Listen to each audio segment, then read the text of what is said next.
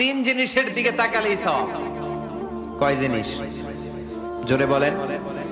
এক নাম্বার আন-নাযার ইলাল মুসহাফ, কোরআনের দিকে তাকালেই সওয়াব, পড়া লাগবে না, পড়লে তো সওয়াব আছে, তাকানো মাত্রই। দুই নাম্বার আন-নাযার ইলা ওয়াজহিল ওয়ালিদাইন, মা বাবার চেহারা,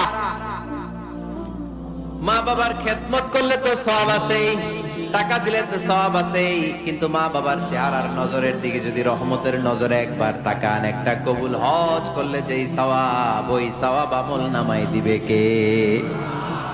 মা বাবা এমন জিনিস আমরা চিনলাম না। আমরা পীর সাহেবের দরবারে লাউ নিয়ে যাই আর গান গাই, সাদের লাউ বানাইলো মোরে, আগা খাইলাম ডগা খাইলাম, খাইলাম না ডুগডুগি না। তো কই লাউ নিয়ে যান আপনি, কই হাদিয়া নিয়ে যান? আসল পীর সাহেব তো আপনার ঘরে। আপনার আব্বা সবচেয়ে বড় পীর সাহেব, আপনার আম্মা জান আপনার জন্য সবচেয়ে বড়